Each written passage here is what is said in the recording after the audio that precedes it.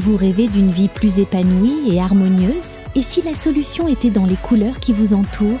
ABC Talk vous propose de découvrir les secrets du pouvoir des couleurs avec Marianne Sauzé, architecte d'intérieur et designer depuis plus de 30 ans.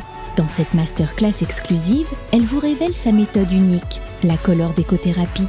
Plus de 7000 personnes ont déjà expérimenté cette approche révolutionnaire et en ont constaté les bienfaits. Pour assister à la masterclass Le mystère des couleurs, cliquez sur le lien en haut à droite de l'écran ou en description.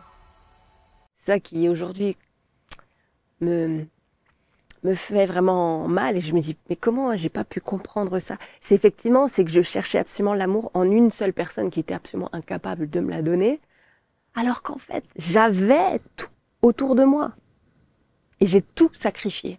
J'ai tout sacrifié pour une personne. J'ai sacrifié plusieurs êtres qui m'aimaient absolument inconditionnellement, comme je l'ai toujours souhaité, pour une seule personne qui s'aime lui-même inconditionnellement et personne d'autre.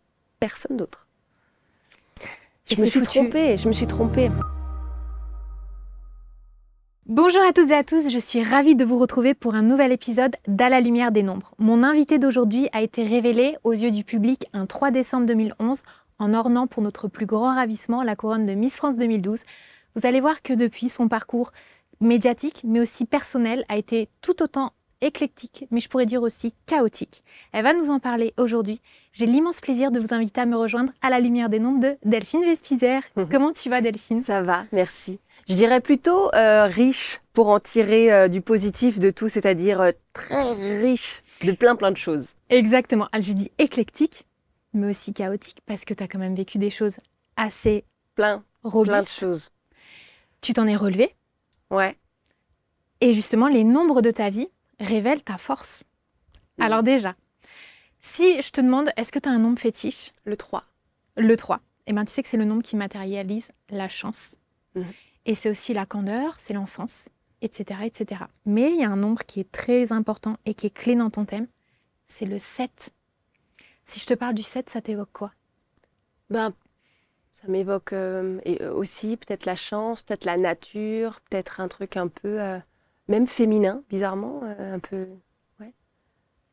Alors le féminin, il est très important parce que c'est le 2 en numérologie. D'accord. Et c'est ton nombre intime, c'est le nombre qui révèle les désirs, les rêves les plus fous, les plus profonds. Et c'est le culte du couple, du duo, de l'union, mais aussi le féminin. D'ailleurs, tu l'as dit toi-même, hein, tu dis le couple, c'est ma passion. Je t'ai déjà entendu dire ça. Ah ouais, c'est vrai.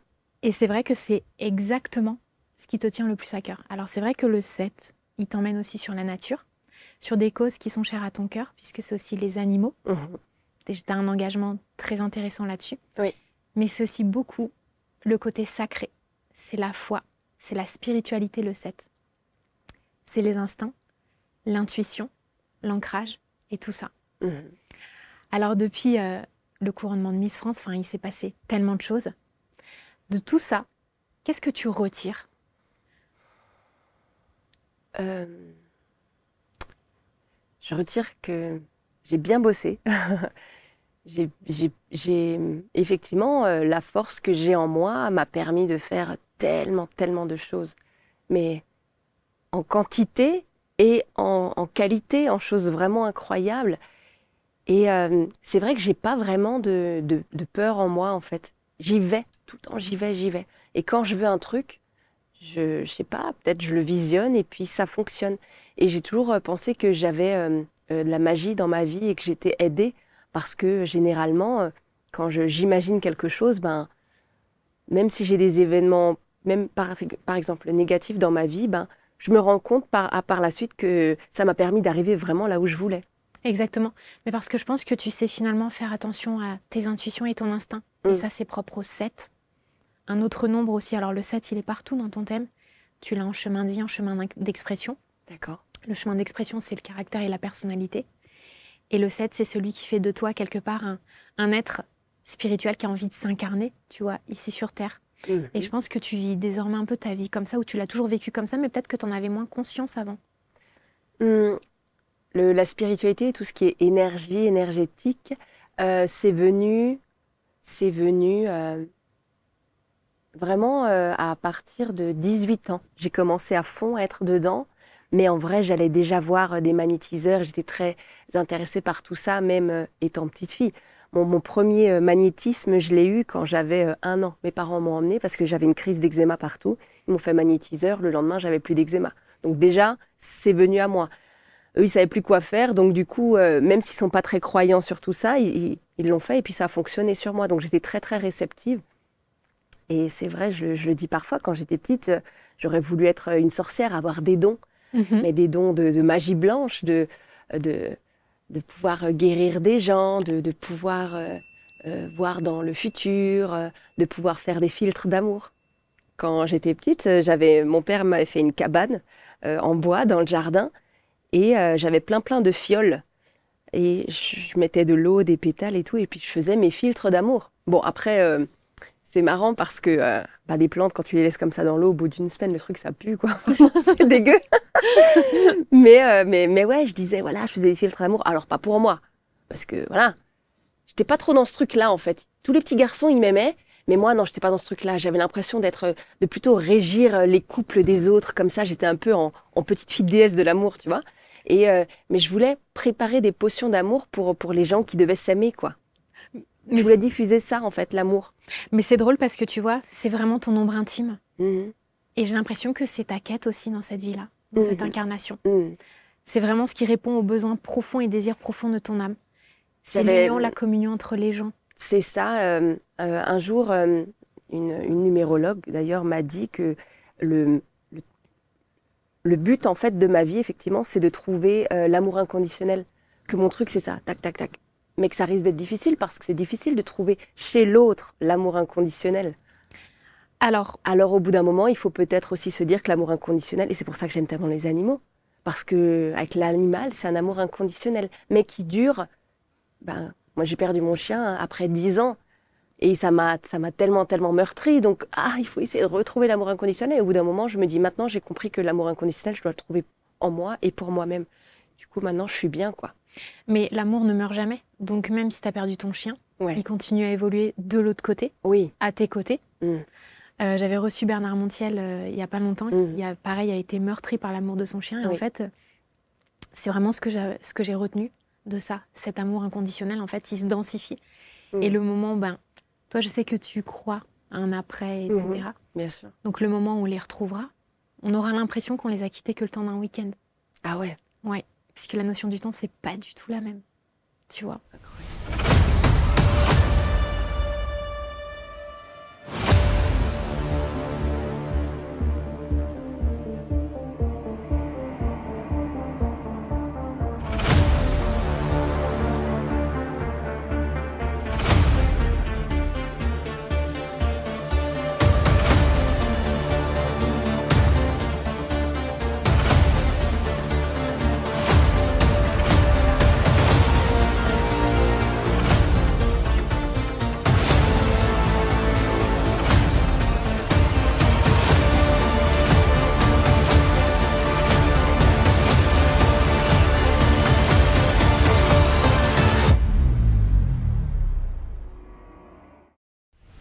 Donc cet amour-là, effectivement, il est en toi. Et tu vois, tu faisais des filtres d'amour quand tu étais petite. Et aujourd'hui, tu présentes l'île de la tentation, donc 2e saison. Oui. Tu vois, c'est drôle quand même. Je dirais pas que c'est l'ironie du sort. Mais je sais pas, mais presque. J'ai fait plein d'émissions. Une émission qui s'appelait Love Island. Avant, j'avais fait une émission qui s'appelait Viens, on s'aime. Viens, on s'aime en 2022. Ensuite, l'île de la tentation. C'est ma passion. Je veux que les gens s'aiment. Je veux que les couples soient heureux. Et tu as un étendard bien tendu là-dessus. Puisque, alors, pourquoi j'ai dit chaotique en introduction? Puisque moi, je reste encore beaucoup, j'ai envie de dire, imprégnée de l'interview que tu as donnée chez Dominique Lagroux-Sampère qui m'a bouleversée. Comme je te l'avais dit par message, c'est là où je t'ai redécouverte aussi. Donc c'est pour ça que j'ai dit chaotique tout à l'heure. C'était à partir de ce moment-là, vraiment ma période chaotique. Mais là, j'en sors. Et puis au final, sur 33 ans, c'est 2 ans, 2 bonnes années difficiles. Donc voilà, j'espère que ça ne me résume pas. Mais en tout cas, ça m'a bien transformée. Et ça m'a densifiée, Je trouve que ça t'a bonifié, j'ai envie de dire ça. Allez la voir si vous ne l'avez pas vue. Entre vous et moi, l'épisode avec Delphine, chez Dominique Lagroux-Sampère, c'est une émission qui gagne à être connue parce que finalement, l'émission de Dominique, c'est un peu comme un confessionnal. Ouais. Et tu t'attendais pas à livrer autant, mais Non, c'était le bon moment. Pas. Mais c'était le bon moment, c'était la bonne personne, c'était le bon... Ouais, vraiment. C'est pour ça que je dis qu'elle a un don pour interviewer parce qu'il y a quelque chose qui opère et on a envie de lui dire les choses. Exactement. Non, mais vraiment. Et du coup, de cette expérience, est-ce que tu peux rappeler rapidement ce qui t'est arrivé? On va pas refaire l'émission que tu as fait avec Dominique, mais pour que les gens qui nous rejoignent comprennent. J'ai toujours été une fille de lumière, une fille très solaire, une fille avec une naïveté assez candide peut-être, avec une certaine force, mais quand même avec une naïveté de penser que tout le monde est bon et tout. Et je suis tombée amoureuse d'une personne parce que je voyais vraiment je ne voyais que le bon de lui, ou peut-être la projection à travers moi. J'en sais rien, et souvent il me disait mais tu me vois pas comme je suis. Il me disait j'ai dit si. Alors il me dit non, mais toi tu es un ange, c'est pour ça que tu me vois comme ça, c'est parce que tu es un ange. Je trouvais ça beau, mais en même temps je pensais que c'était... Donc au final maintenant je sais pas trop, mais et en fait il s'est avéré que c'est un très très grand pervers narcissique par son ego, par son âme, je pense pas. Par son ego, et du coup il m'a fait beaucoup de mal.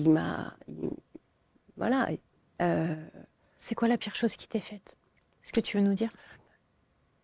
De me voler en fait ma vérité, c'est-à-dire que quand tu penses avoir une certaine vie, que tu connais voilà, sa famille, ses amis, que tu fais des vacances et tout machin, et qu'en fait la personne a une autre vie à côté, plus encore une autre vie à côté, la personne elle a minimum 3 vies identiques, simultanées, plus toutes les autres vies, mais en fait tu te dis, tu vois, c'est pas quelqu'un qui te trompe parce qu'il est amoureux de quelqu'un d'autre, c'est quelqu'un qui fait du copier-coller, donc toi tu es la numéro combien de la copie en fait, du tas de copies, tu vois. Et ça tu te dis, mais attends, mais je suis pas un numéro, et pourquoi tu me voles ma vérité? C'est-à-dire que ça, ce qu'on a fait c'était faux, ça, ce que tu m'as dit c'était faux, ces timings-là étaient faux, donc en fait t'as l'impression de devenir folle parce que tu ne t'appartiens plus, et que ta vie t'a pas du tout appartenu. En fait, c'est ça. C'est quoi le déclic qui t'a fait partir? L'événement de trop, la goutte d'eau. Bah, j'ai eu une petite voix un matin. Je me suis réveillée alors que je devais partir un week-end d'ailleurs. Et je me suis dit, c'est bizarre. Il y a un truc. Et donc j'ai passé quelques coups de fil. Et je me suis rendu compte que... Non, c'était pas ça. Je suis allée à une soirée où je devais pas aller à une soirée. Et puis il y avait une fille là-bas qui arrêtait pas de me regarder d'une manière bizarre. Et donc, au bout d'un moment, je fais, ça va? Elle fait, oui, j'ai un truc à te dire. Je sors avec un tel. Je dis, ah ok. Elle fait, mais toi, ça fait longtemps, non? On m'a dit que ça fait longtemps. Je dis, ah bah non, c'est là actuellement. Ah ok. Donc j'en ai rencontré une. Puis 2-3 jours après, j'ai téléphoné à une autre. Et voilà, et en fait, j'ai démantelé le cartel, quoi. Et en fait, j'ai réussi à lister le nombre de nanas et tout. Et là, tu te dis, mais waouh! Mais waouh! Tu passes de quelqu'un à qui tu donnes toute ton énergie, et puis tu penses vraiment qu'il y a quelque chose de bon, donc tu donnes toutes tes pensées, tout ton cœur et tout, à en fait quelqu'un qui fait juste du jeu, c'est juste des pions, quoi. Donc, bah, tu te sens quand même un peu humilié, quoi. Ouais. Tu te sens... C'est pas cool, quoi. Il a réagi comment à ton départ? Est-ce qu'il essayait de te retenir? Ouais, il a essayé de ménager la chèvre, le chou. D'abord le chou, et puis au final ça marchait pas, donc après la chèvre, et puis au final ça marchait pas, donc au final... Bon voilà, mais en tout cas moi je me suis barrée, et c'est très bien, et heureusement. Ben oui, heureusement, parce que tu t'es honorée. Ouais. Aujourd'hui, après tant de déshonneur, je me suis honorée, et puis maintenant je continue grave là-dedans. Oui. Donc quelque part peut-être que je remercie cette période, parce que ça m'a fait l'électrochoc pour comprendre que j'ai de la valeur en fait. Mais évidemment Delphine. Regarde, t'as écrit en 2021... Devenir pleinement et sereinement soi. Alors c'est incroyable parce que en fait quand j'étais dans le down avec tout ça, tout le monde me disait tu devrais lire un livre. Tu sais, le livre là de Delphine là, il est incroyable parce que ce livre, quand les gens le lisent, ça leur fait vraiment des révélations. Et tout le monde se foutait de moi en disant putain, t'as écrit un livre il y a 2 ans ou il y a 3 ans et reprends-le en main. Et là dernièrement, je l'ai repris en main et tout ce que même comment dire, tout ce que j'ai vécu à ce moment-là, étant plus vieille, si j'avais lu mon livre, j'aurais pu me l'éviter. C'est trop bizarre, c'est-à-dire que les choses, je les savais avant, mais à ce moment-là, avec quelques années de plus, c'est comme si je les savais plus. C'est comme si tu t'étais réapproprié ta propre notice personnelle. Finalement, tu t'es donné un mode d'emploi toi-même en écrivant ce livre. Ouais. Mais je pense que tu te le réappropries maintenant. Exactement. Et peut-être que cette période-là de chaos, c'est parce que je devais expérimenter.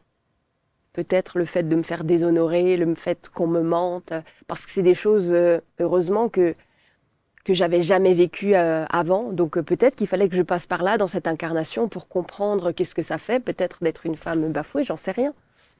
Alors, je pense qu'on n'est jamais obligé parce qu'on a toujours le libre arbitre. Sincèrement, je pense aussi qu'on est toujours un cadeau les uns pour les autres.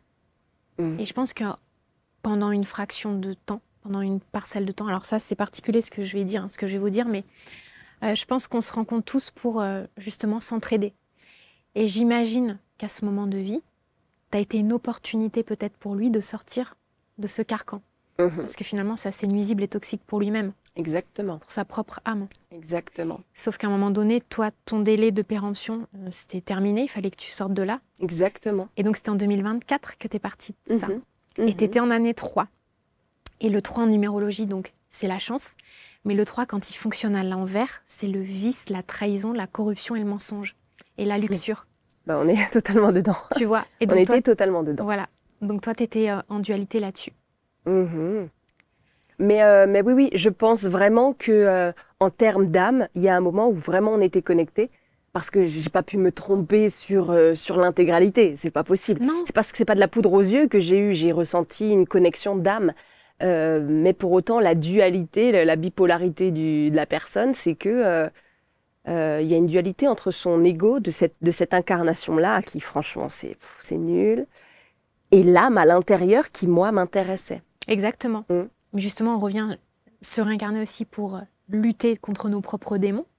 On revient aussi pour vivre nos rêves. Et il a peut-être fait le choix avec son propre libre arbitre et son ego de rester dans cette dualité et dans le côté un peu plus down de sa personnalité. Exactement. Je pense que c'est ça. Exactement. Et toi, tu as été l'ange éphémère. Exactement. Pour allumer la lumière. Et, il me le disait tout le temps, ça. Et il l'a éteinte. Ouais. Et il a essayé de t'éteindre. Ouais. Mais une lumière, ça brille. De toute façon, elle a besoin de l'obscurité pour briller. Donc moi, je pense que ça t'a rendue plus brillante que jamais.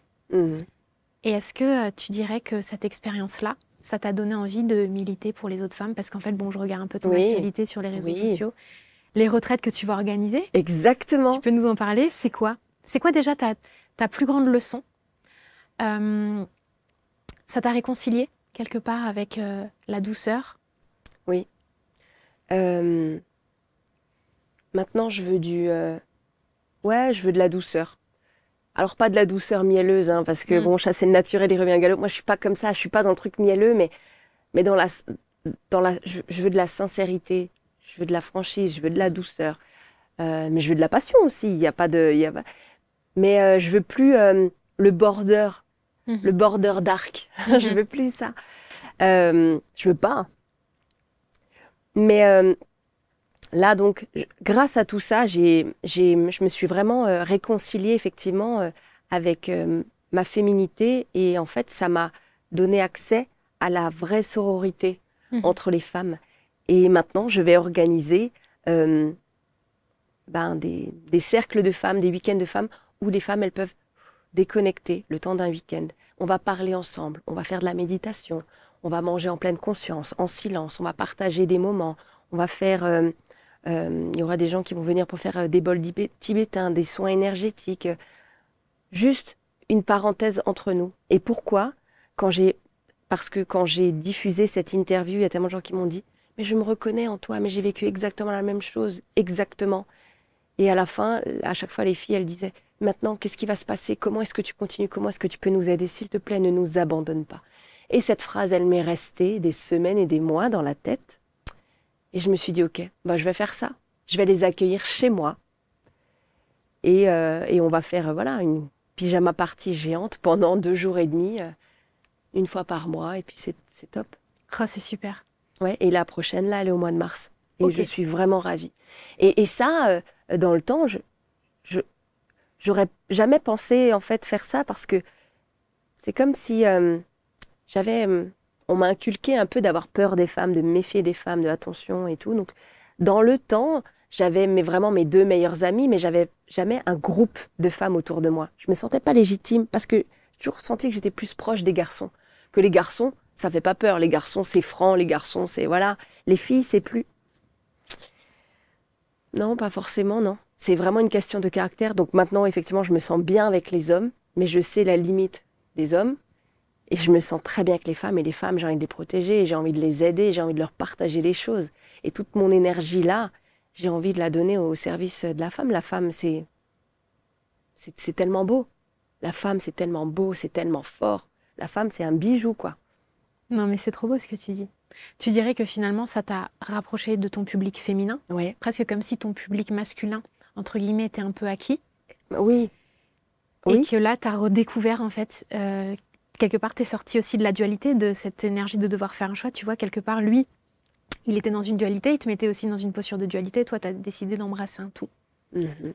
Exactement. Et je pense que, donc tu dis qu'on t'a inculqué ça, mais l'esprit de compétition aussi envers les femmes, d'une manière explicite ou implicite, de toute façon, tu l'avais avec le concours de Miss France, puisque à la fin, il n'y en avait qu'une qui pouvait gagner.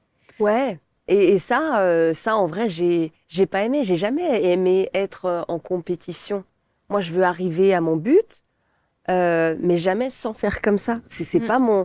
Moi, je veux juste le faire juste par ma lumière.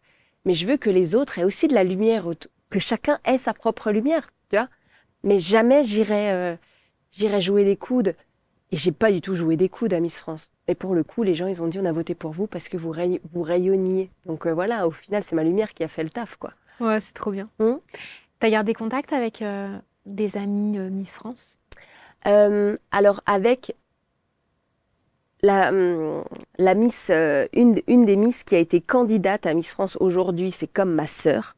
Et c'est la seule de cette sélection-là qui ne jouait pas des coudes. Donc c'est pour ça que vraiment on est devenus comme ça. Après, avec les autres Miss France, vu que j'ai jamais vraiment su me positionner au niveau de du truc très très féminin et tout, je me suis toujours un peu sentie en danger là-dedans. Enfin, pas à ma place. J'ai toujours trouvé ça un peu trop superficiel, donc j'ai jamais voulu vraiment nouer des liens.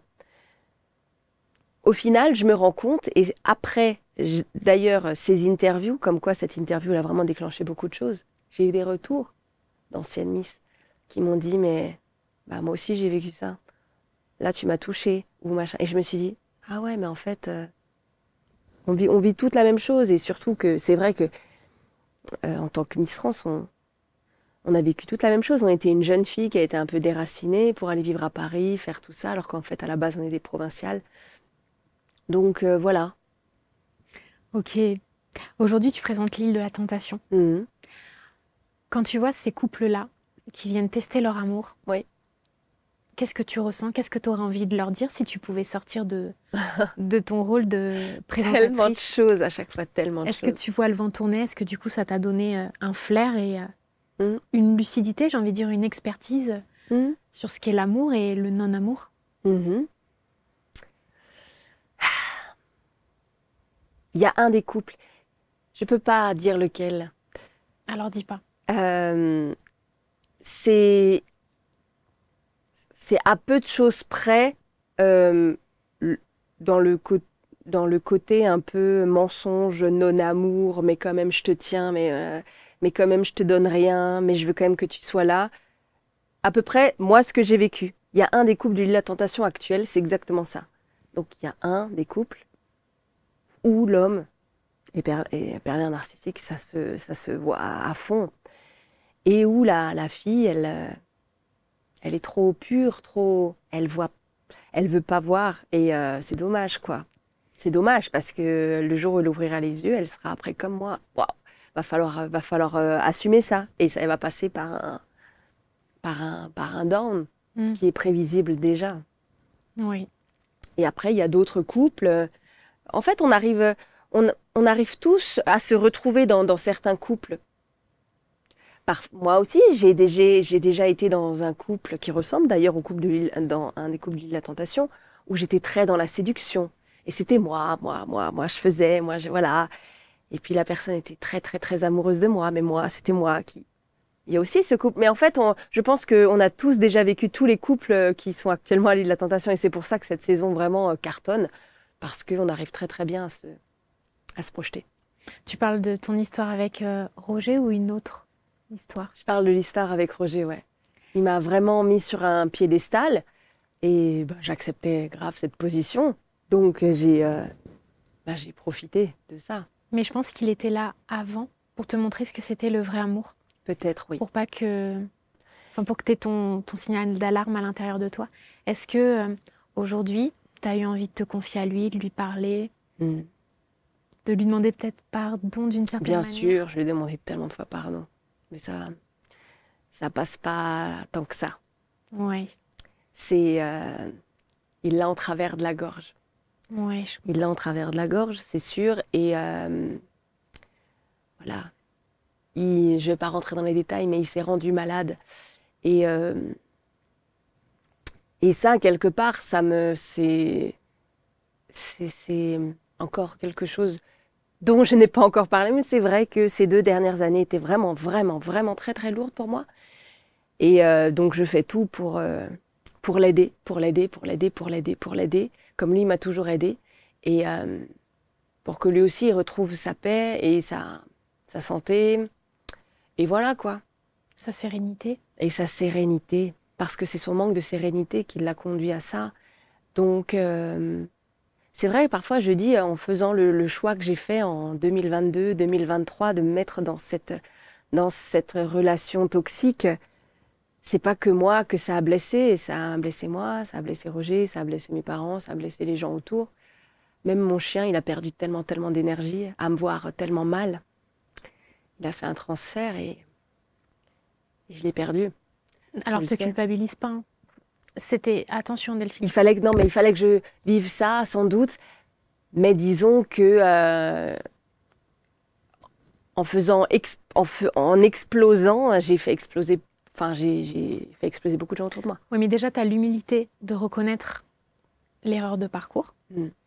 Les gens qui quittent ce monde, c'est programmé au niveau de leur âme. Donc, on n'est pas responsable de la mort des autres. Ça, c'est pareil pour tout le monde.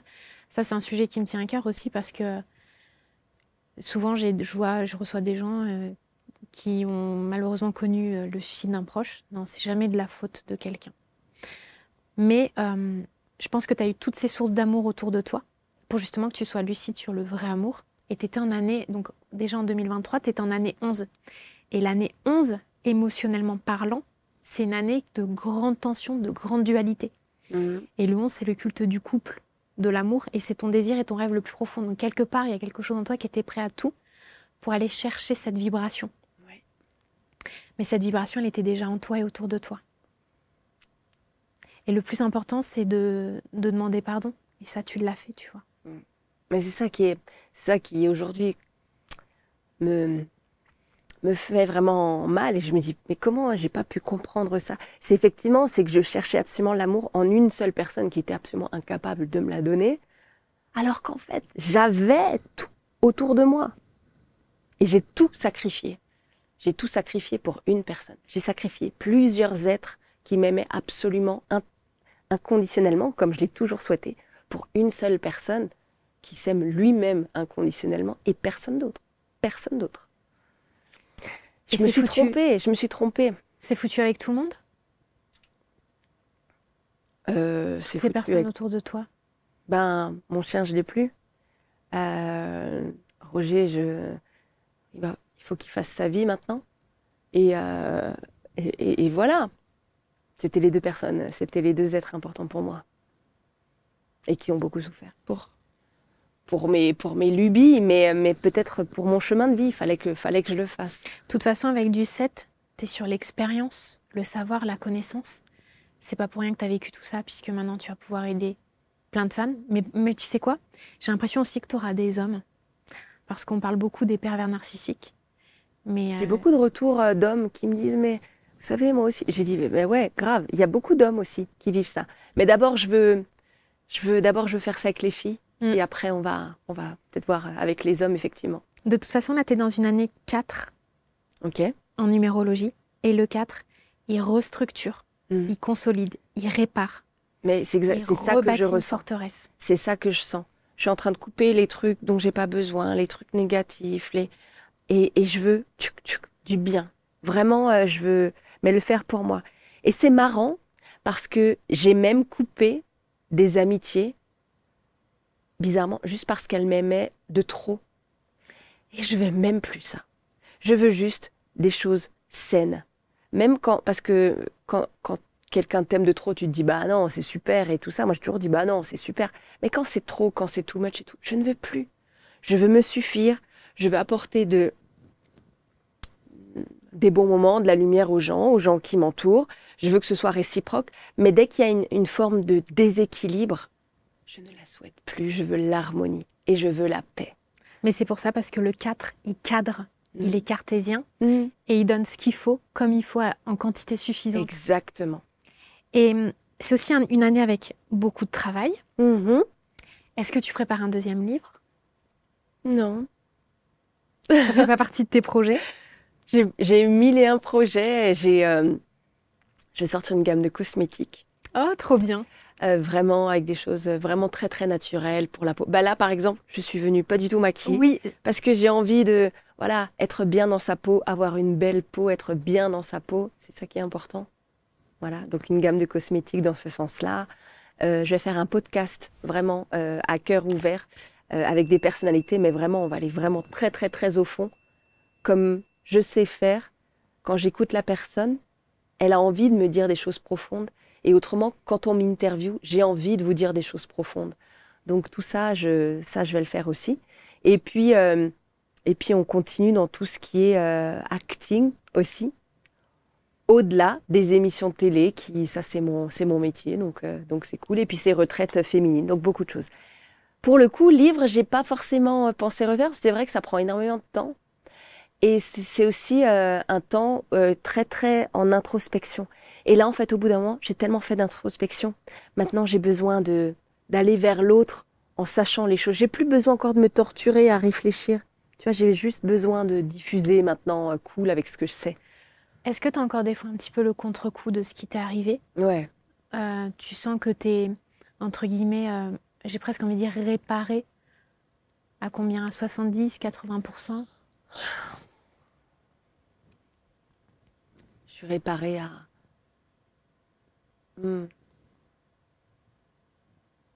65. 65. Et les restants qui manquent, c'est ma candeur, ma naïveté. Je ne vais pas les retrouver. Hein. La confiance en l'autre, entre ce qu'il me dit, quand il me regarde droit dans les yeux et qu'il me dit un truc, je vais plus pouvoir faire confiance. Alors là, je pense que tu te trompes parce que tu as de la ressource 5. Et le 5, c'est le nombre de la liberté et de la libération. Je pense que grâce à ton 7, tu auras cet instinct, tu sauras instinctivement. Tu sauras tout de suite. Mais en plus, le pire, c'est que je le savais. Dès Je savais départ. exactement les moments où c'était du mensonge ou pas. Je le savais. Donc, laissons ça dans le passé parce qu'en vrai, je savais, mais j'avais pas envie de voir. Parce que j'avais juste envie d'être cet ange-là pour modifier l'âme, enfin, pour faire du bien à l'âme.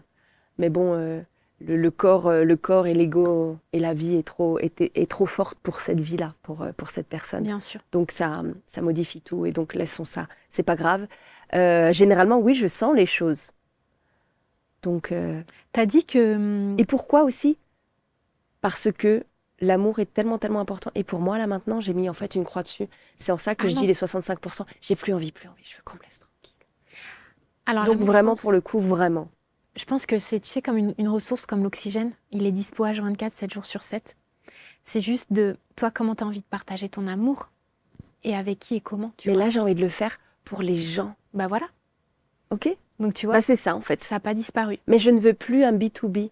Je veux plus le couple, une fille ou un mec. Je veux plus juste donner toute ma vie, toute mon énergie pour une seule personne. Maintenant, je veux pouvoir voilà, donner du temps, de l'amour à chaque personne que je rencontre. C'est ça mon plaisir là maintenant. Et je pense que tu as besoin de cette période-là, parce que quand même dans ton thème, le culte du couple et du duo, il est important. Donc ce sera peut-être pas maintenant, mais ça m'étonnerait que tu finisses seule et malheureuse. Alors, ça m'étonnerait malheureuse vraiment. peut-être pas, mais peut-être seule dans un truc. Tu vois, moi je me vois très bien au bout d'un moment, prendre une petite maison dans le sud, avoir plein d'animaux, et avoir des chiens, et avoir des gens qui viennent me voir. Un peu en mode Brigitte Bardot, franchement. Et ça me rendrait heureuse. Donc ce serait pas forcément le duo, mais bon, ça me rendrait aussi heureuse. Ouais, mais ça veut pas dire que tu dois être que seule ou avec des animaux. Tu verras. La providence. Puis surtout quand on a du 7 en chemin de vie, c'est vraiment les cadeaux du ciel aussi, les cadeaux de la vie. Ça, je le sais tellement et je remercie vraiment. C'est le mystère et l'inattendu, le 7, tu vois. Mais quand tu corriges et que tu fais ce que tu as à faire, il te déroule le tapis rouge, quoi. Exactement. T'es venue avec un petit yogiti, là, tout à l'heure. Parce qu'en fait, en rangeant mon sac, j'ai retrouvé ça que j'avais lors d'une tisane et je l'ai pris. Et j'ai trouvé ça chouette parce que là, pour le coup, ça résonne vraiment. Je l'avais pris il y a quelques mois et ça résonnait sans plus. Et là, maintenant, je comprends la phrase. Votre raison d'être est là où votre joie profonde répond aux besoins du monde. Le besoin, aujourd'hui, des gens qui sont autour de moi, des femmes qui sont autour de moi, c'est que je les aide, que je leur apporte de la lumière. Et aujourd'hui, c'est ma joie profonde de faire ça. Et là, c'est ma raison d'être. Donc actuellement, c'est ma raison d'être et c'est ma joie de pouvoir créer des choses pour les femmes et pour les gens et pour les aider. Et aussi juste peut-être de donner de la sincérité et de l'authenticité pendant mes passages télé. Les gens ils me disent mais juste merci. Que je sois un homme ou une femme, juste merci d'exister, de montrer l'authenticité, ça fait du bien. De partager tout ça. Tu dis que tu vas le faire près de chez toi, mais est-ce que tu vas le faire aussi dans d'autres endroits? Alors pour l'instant, je vais le faire dans mon domaine, tu sais, en Alsace. J'ai un grand site, j'ai beaucoup travaillé pour ça. C'est le fruit de réflexion et de l'amour qu'on a eu avec Roger. Et puis, on voulait créer ça. Donc, voilà. Donc, j'ai envie de faire venir les femmes chez moi. C'est trop beau. Ouais. Est-ce que tu voudrais bien prendre le petit dé des nombres et voir le nombre qui a un conseil à te donner? Quel nombre a un conseil à me donner? Le 5, c'est la liberté. Liberdad. Et tu sais quoi? C'est ton nombre ressource. Ce qu'on appelle le nombre ressource, c'est le joker et la botte secrète de l'âme. Le nombre ressource, c'est vraiment une énergie avec laquelle notre âme est très, très familiarisée. Et ça, le 5, c'est vraiment aussi le champ de tous les possibles. C'est la diversité, le mouvement, le voyage. Mais tu sais justement ce dont j'ai envie. Et je voulais le faire là, au printemps, et au final, j'ai du travail qui est venu, donc voilà. Et je pense que je vais le faire en été. J'ai envie de partir à Bali, mais genre un peu longtemps, et limite en indéterminé, et toute seule. Pour la première fois de ma vie, je veux partir toute seule. Et j'ai besoin de cette liberté qui avant m'effrayait tant. J'en ai besoin. C'est chouette. Mais c'est fou, parce qu'aujourd'hui, j'ai plus besoin de cette liberté que de l'amour du couple qui m'a toujours tenue et qui était mon oxygène. Aujourd'hui, mon oxygène, j'ai besoin de cette liberté. J'ai envie de partir et rencontrer des nouvelles personnes qui, elles aussi, sont spirituelles, qui, elles aussi, un peu, sont cool, tu vois, sont un peu veggie, sont un peu machin. J'ai envie d'apprendre à faire du surf. J'ai envie d'apprendre à vraiment bien savoir méditer. J'ai envie de tout ça. Un peu comme Mange, Prie, Aime. Je veux faire ça. Voilà. Exactement. Et ben c'est tout ce qu'on te souhaite, Delphine. Merci. Et tu vois, le 5 soutient tes envies et tes ambitions. Merci d'être venue, Delphine. Avec plaisir. Et de t'être livrée une nouvelle fois. Je vous remercie de nous avoir suivis. Je vous embrasse et je vous dis à très bientôt.